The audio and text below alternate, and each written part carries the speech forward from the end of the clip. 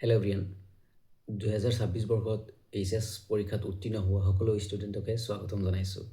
বহুতে মোক এইকেইদিনত লাষ্ট 2 দিনত এটা কুৱেশ্যনে কৰি আছে, দাদা 2026-27ত এইচএছ স্কুটি ডিষ্ট্ৰিবিউশ্যন মানে বাণীকান্ত কাকতি এৱাৰ্ড বা প্ৰজ্ঞান ভাৰতী যিটো স্কুটি ডিষ্ট্ৰিবিউশ্যন সেইটো হ'বনে বা আমাক স্কুটি দিবনে?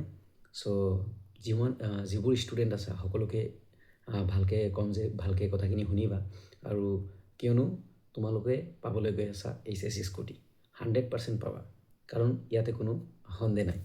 চ' আৰম্ভ কৰিছোঁ। ফাৰ্ষ্ট অফ অল, যিবোৰ ষ্টুডেণ্টে এইচএছ ফাইনেল দিছা তোমালোকৰ ইতিমধ্যে ৰিজাল্ট আহি গৈছে আৰু বহুত ষ্টুডেণ্টৰ ভাল ৰিজাল্ট হৈছে, কিন্তু এইচএছ স্কুটিৰ কাৰণে পাৰ্চেণ্টেজ ধৰি দিয়া আছে। সেই পাৰ্চেণ্টেজটো হ'ল 80%, 80% এণ্ড এবভ, একজেক্ট 80% আৰু তাতকৈ ওপৰত হ'ব লাগিব। মানে তোমাৰ 80%ৰ ওপৰত যিমান হয় 80 এণ্ড 80 এবভ হ'লেহে তুমি স্কুটিৰ কাৰণে এলিজিবল।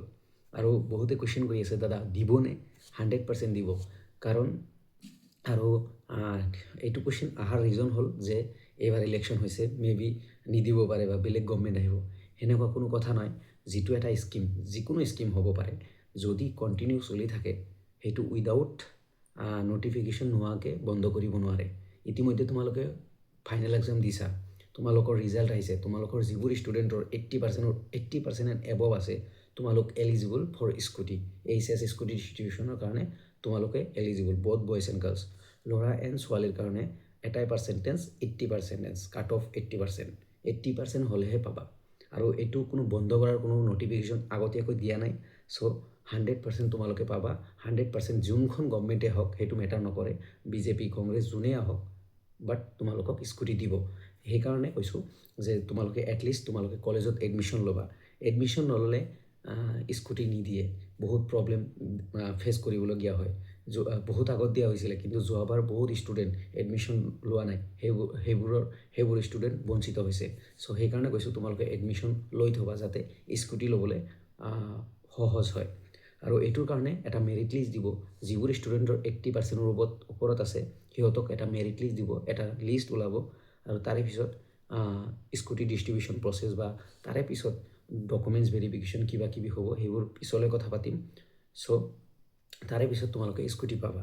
মেইন কথাটো হ'ল যে তোমালোকে স্কুটি পাবা নে নাই। 100% তোমালোকে স্কুটি পাবা। আৰু তাৰে কাৰণে অতি সোনকালে এটা ডাইৰেক্টৰ অফ হায়াৰ এডুকেশ্যনে এটা নটিফিকেশ্যন জাৰি কৰিব বা দিব যে স্কুটিৰ কাৰণে কি কি নৰ্মছ, কি হ'ব লাগিব, কেনেকুৱা, তাৰপিছত ৰুলছ ৰেগুলেশ্যন এভৰিথিং দিব ডাইৰেক্টৰ অফ হায়াৰ এডুকেশ্যনে এজ চুন এজ পচিবল। মে বি এই মাহতে লাষ্টলৈকে দি দিব। চ' স্কুটি দিব 80% কাট অফ মাৰ্ক, তাৰে ওপৰত যিমান আছে চবেই পাবা।